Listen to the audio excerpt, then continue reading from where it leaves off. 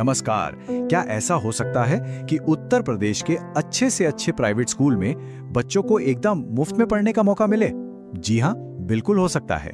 और आज हम सरकार के उसी आदेश को समझने वाले हैं जो इसे मुमकिन बनाता है। ये सवाल तो कई पेरेंट्स के मन में आता होगा और इसका जवाब छिपा है एक ऐसी सरकारी स्कीम में जो हजारों परिवारों का भविष्य बदल सकती है और अच्छी शिक्षा के दरवाजे खोल सकती है। ये सब मुमकिन हुआ है इस सरकारी आदेश के जरिए। ये आदेश असल में शिक्षा का अधिकार अधिनियम 2009 को लागू करने के लिए है और यही इस पूरी प्रक्रिया की नींव है। तो इस पूरे सफर को समझने के लिए हम देखेंगे कि ये मौका आखिर है क्या, कौन लोग इसके लिए एलिजिबल हैं, अप्लाई कैसे करना है और फिर लॉटरी से क्लासरूम तक का रास्ता कैसे तय होता है। और हाँ, इसमें मिलने वाली फाइनेंशियल मदद को भी समझेंगे।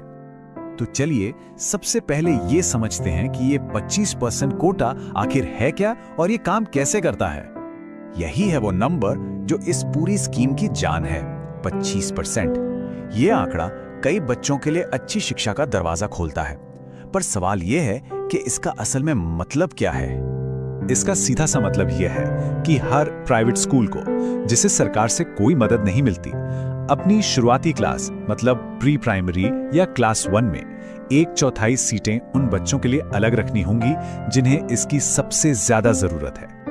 ठीक है, अब आता है सबसे जरूरी सवाल, इस मौके का फायदा आखिर उठा कौन सकता है। चलिए एलिजिबिलिटी की शर्तों पर नजर डालते हैं। तो देखिए, सरकार ने 2 मेन ग्रुप्स बनाए हैं। पहला है अलाभित समूह जो कि सोशल बैकग्राउंड पर आधारित है और दूसरा है दुर्बल वर्ग जो आर्थिक यानी फाइनेंशियल कंडीशन पर आधारित है।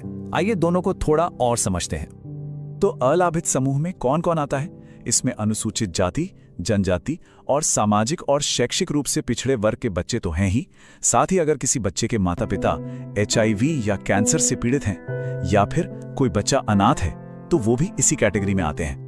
वहीं दुर्बल वर्ग की जो कैटेगरी है वो पूरी तरह से परिवार की आर्थिक स्थिति पर निर्भर करती है। जैसे BPL कार्ड वाले परिवार या ऐसे पेरेंट्स जिन्हें विकलांगता, बुढ़ापे या विधवा पेंशन मिलती है, उनके बच्चे इसमें शामिल हैं। और सबसे जरूरी बात, अगर परिवार की कुल सालाना आमदनी 1 लाख रुपए से कम है तो उनके बच्चे भी एलिजिबल हैं।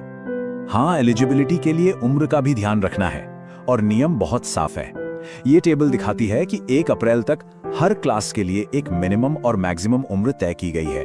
जैसे कि नर्सरी के लिए बच्चे की उम्र 3 से 4 साल के बीच होनी चाहिए और इसी तरह बाकी क्लास के लिए भी। तो मान लीजिए